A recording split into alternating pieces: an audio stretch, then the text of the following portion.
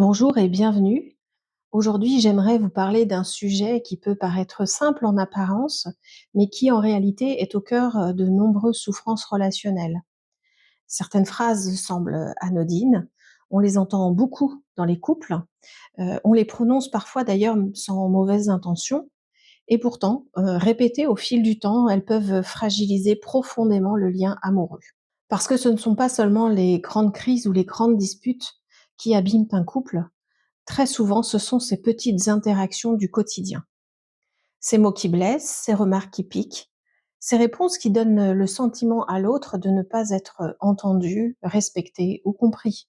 Petit à petit, la confiance s'érode, les partenaires continuent parfois à s'aimer, mais ils ne se sentent plus réellement en sécurité l'un avec l'autre. Dans cette vidéo, nous allons voir quelles sont ces phrases qui peuvent devenir aussi destructrices dans un couple, pourquoi elles ont un impact aussi important sur le plan psychologique, mais aussi pourquoi certains conflits ne peuvent pas être résolus uniquement par de meilleures techniques de communication. Car oui, apprendre à mieux communiquer est précieux, mais une relation, cela se construit à deux. Et nous allons également parler de cette réalité-là. Alors restez avec moi jusqu'à la fin. Pourquoi les mots ont-ils un impact aussi fort dans le couple? Pour comprendre cela, il faut d'abord comprendre une chose essentielle. Le couple, ça n'est pas une relation comme les autres. Lorsque nous sommes engagés affectivement avec quelqu'un, cette relation, elle vient toucher des besoins extrêmement profonds. Le besoin d'être aimé, le besoin d'être reconnu, le besoin d'être important pour quelqu'un, le besoin d'être accueilli dans ce que nous ressentons. Autrement dit, la relation amoureuse, elle active tous nos mécanismes d'attachement. Et c'est la raison pour laquelle certaines paroles ont un impact beaucoup plus fort lorsqu'elles viennent de notre partenaire que lorsqu'elles viennent d'un collègue ou d'une connaissance. Notre cerveau relationnel est particulièrement sensible à certains signaux, tels que les signaux de rejet, les signaux de critique, d'humiliation, de mépris ou d'abandon. Lorsque ces signaux deviennent fréquents, le sentiment de sécurité émotionnelle diminue. Et lorsqu'il n'y a plus de sentiment de sécurité émotionnelle, forcément, les deux partenaires cessent progressivement de se montrer vulnérables l'un à l'autre. Et oui, qui a envie de montrer sa vulnérabilité dans un espace d'insécurité? Et du coup, ils se protègent, ils se défendent, ils s'éloignent. Et c'est souvent à ce moment-là que les difficultés relationnelles s'installent durablement. Alors voyons maintenant un petit peu quelles sont ces phrases qui viennent percuter particulièrement dans l'espace du couple. Eh bien, je dirais que la première catégorie, c'est toutes ces phrases qui viennent invalider les émotions. Parmi ces phrases, les plus fréquentes qu'on va entendre, c'est tu exagères, ce n'est pas si grave, tu prends tout mal, ou tu en fais encore toute une histoire. Souvent, ces phrases, elles ne sont pas prononcées pour blesser la personne, elle cherche bien plus souvent parfois à se rassurer ou à relativiser les choses. Mais ce que l'autre, il entend est complètement différent. Il entend ce que tu ressens n'est pas légitime, tes émotions sont excessives, tu ne devrais pas réagir comme ça. Et donc là, on parle alors d'invalidation émotionnelle. Et lorsqu'une émotion est invalidée de façon répétée, la personne peut progressivement cesser de l'exprimer. Elle apprend petit à petit que ses ressentis ne seront ni entendus ni accueillis. Petit à petit, elle se replie sur elle-même. Et paradoxalement, plus elle se replie, plus elle se sent seule et donc plus sa souffrance grandit. J'aimerais toutefois apporter une nuance importante. Lorsque ce type de phrase apparaît occasionnellement dans une relation, nous sommes souvent dans le registre de l'erreur relationnelle ordinaire, un dérapage. Personne n'est disponible émotionnellement en permanence, personne ne peut communiquer parfaitement non plus. C'est lorsque l'invalidation devient chronique, malgré des demandes répétées, malgré des tentatives de dialogue et malgré les efforts pour expliquer ce qui fait mal, alors nous ne sommes plus simplement dans un problème de communication et de dérapage. Nous pouvons être face à une difficulté plus profonde, à reconnaître la réalité émotionnelle de l'autre. Et dans ce cas, la souffrance ne vient pas uniquement des mots utilisés. Elle vient aussi du sentiment de ne jamais être réellement entendu. L'alternative plus constructive pourrait être je vois que tu es très touché par ce qui s'est passé. Ou encore, je ne le vis pas de la même façon que toi, mais je comprends que cela soit difficile pour toi. Parce que valider une émotion, cela ne veut pas dire être d'accord avec tout. Cela signifie simplement reconnaître l'expérience émotionnelle de l'autre. Maintenant, voyons la deuxième catégorie de phrases. Ce sont toutes ces phrases qui viennent attaquer l'identité. On entend parfois: «Tu ne comprends jamais rien, tu es égoïste, tu es incapable de faire un effort, tu es exactement comme ta mère», etc.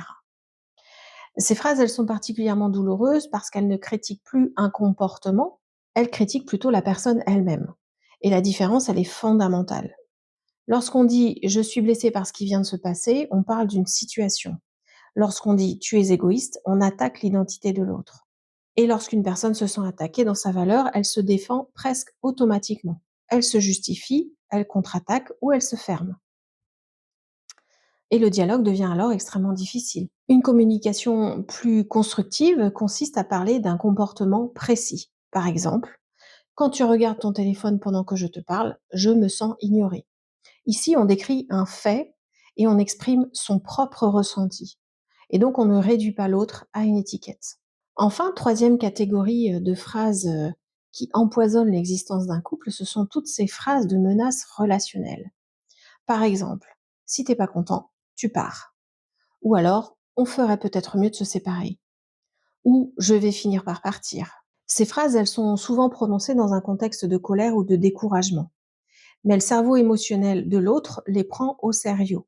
C'est-à-dire que même lorsqu'elles ne sont pas suivies des faits, elles fragilisent progressivement le sentiment de stabilité de la relation. Pour certaines personnes d'ailleurs, elles viennent activer une véritable peur de l'abandon. Le conflit ne porte plus alors sur le sujet initial, il devient une question de survie relationnelle.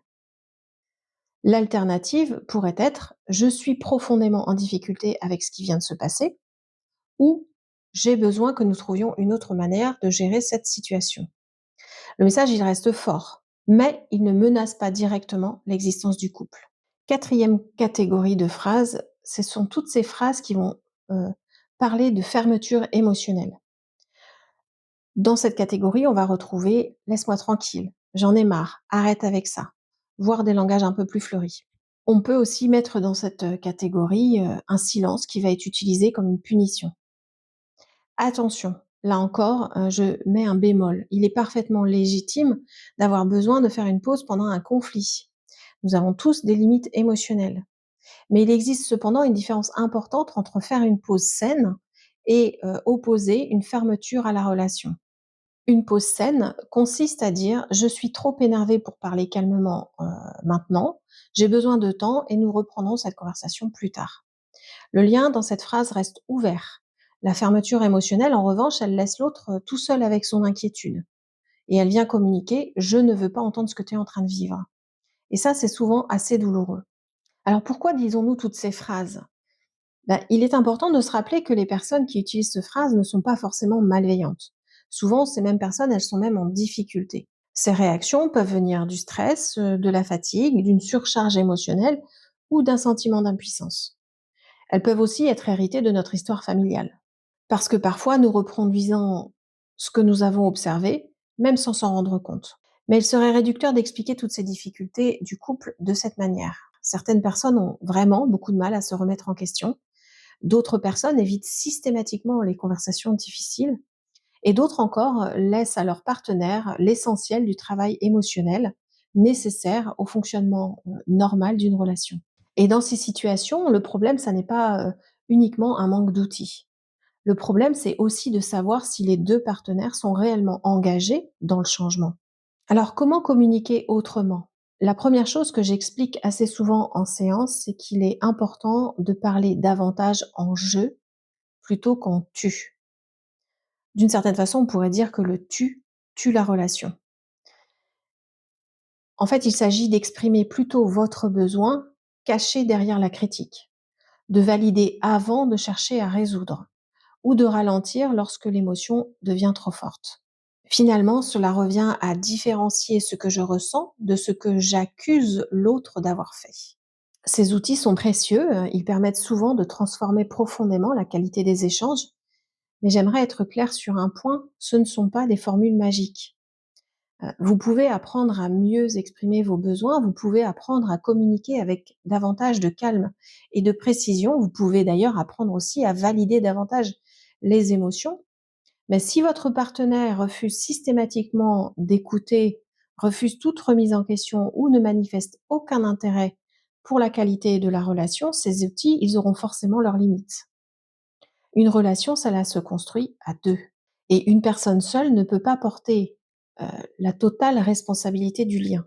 Parfois, j'ai même des personnes qui arrivent en séance en me disant, heu, qu'elles pensent, qu'elles ne savent pas communiquer, alors qu'elles ont déjà essayé de multiples façons d'être entendues. Et dans ces situations, il est important de ne pas se rendre automatiquement responsable de tout ce qui ne fonctionne pas dans le couple. J'aimerais terminer avec une idée qui me paraît fondamentale. Dans beaucoup de couples, les partenaires ne manquent pas d'amour.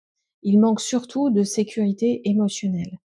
Ils ont peur d'être jugés, d'être critiqués, d'être rejetés ou de ne pas être compris.